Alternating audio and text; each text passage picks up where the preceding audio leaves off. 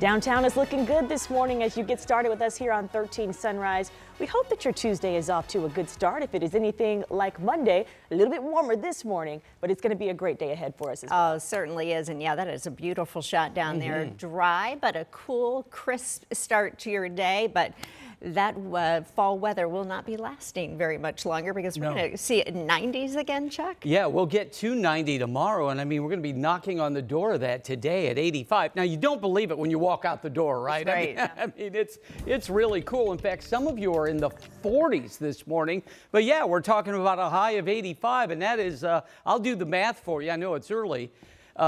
Crawfordsville, to get there, you have to warm up 41 degrees during the day, and you just may do it because the winds are going to shift from the east-southeast to the southeast to the south, and then up we go. 56 here in Indy. Good morning, Noblesville, Martinsville, Shelbyville, Rushville, and Newcastle all at 49. Also 49 this morning in Richmond. So it is brisk. It's a long sleeve kind of morning, but that's going to change later on today. We have again a situation where in the upper elevations of the atmosphere, we do have some haze that's going to move in from this wildfire smoke. It's going to be particularly awful really in the portions of the Dakotas. We're not experiencing that though. Ours is in the upper elevation. So what it does is it makes for beautiful sunsets, and we'll certainly take that. Later on today for that ride home, 85. In fact, we're going to bounce up from 53 at 8 a.m. to 83 by 2 p.m. That's a 30-degree jump from 8 o'clock in the morning to 2. And believe me,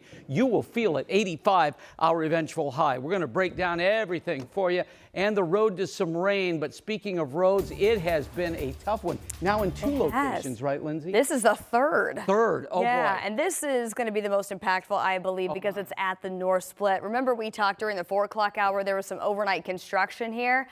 This is a new crash in that construction zone. They have since removed the cones, but there's about 5 vehicles involved in this, including a semi, and it's blocking the 2 left lanes, I-70 westbound here at the North Split, that ramp where you could continue on to I-70 westbound or get on 65 southbound. So noticing that incident, creating quite the backup. So now we're at a 9-minute delay if you're coming into the city along I-70 westbound.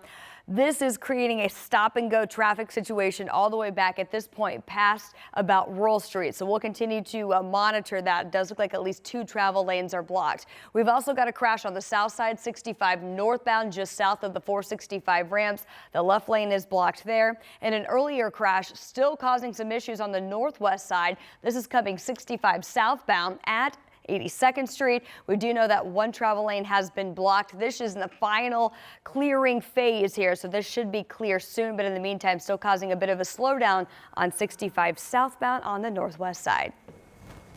Thank you, Lindsay. Right now, we are gathering more details on an overnight deadly crash on the city's northeast side. So what we know this morning is police tell us they were alerted to this crash on Mollenkamp Road near Fall Creek Road on the Geist Reservoir.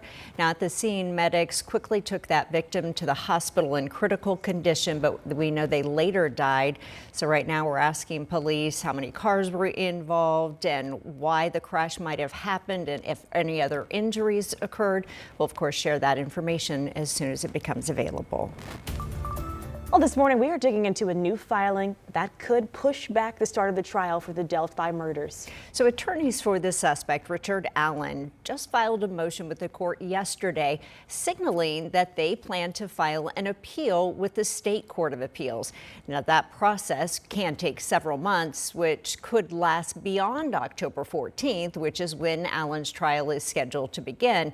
And that is just 35 days from today. Now, as for what the defense wants to appeal, last week, legal experts told 13 News it would not be surprising for the defense to appeal a couple of recent rulings. A few days ago, the judge wrote that Allen's lawyers would not be allowed to talk about Odinism or other possible suspects, which are key items to their defense.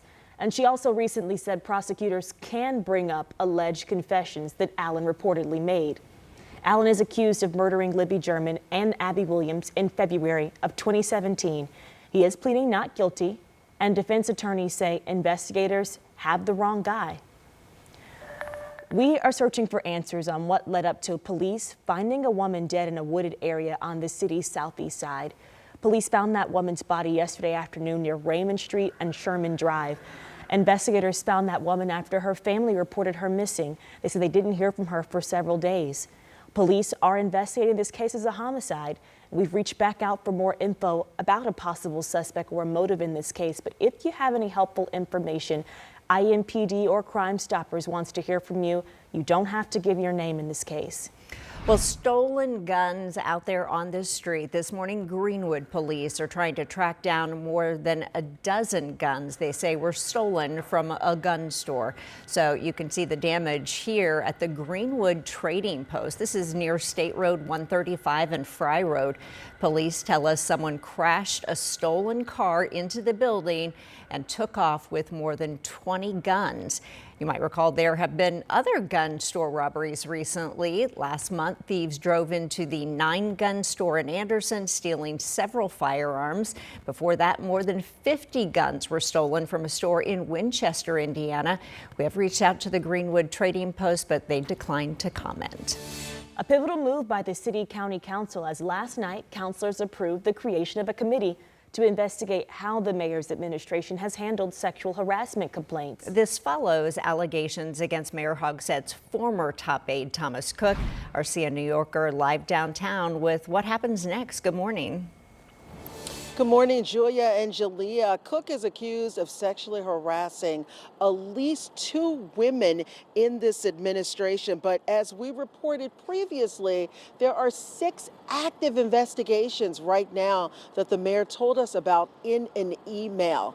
Now take a look. With a vote of 22-1, councilors gave the green light to form the investigative committee. The committee will review the city's current policies and also hire an outside firm to dig into the city's handling of investigations. The committee will also have the power to subpoena witnesses and documents. 5 Democrats and 2 Republicans will be on that committee. My goal is to see what happened, why it happened, and how long it was known that it was going on, and to be able to hold these bad actors accountable no matter which office they were in.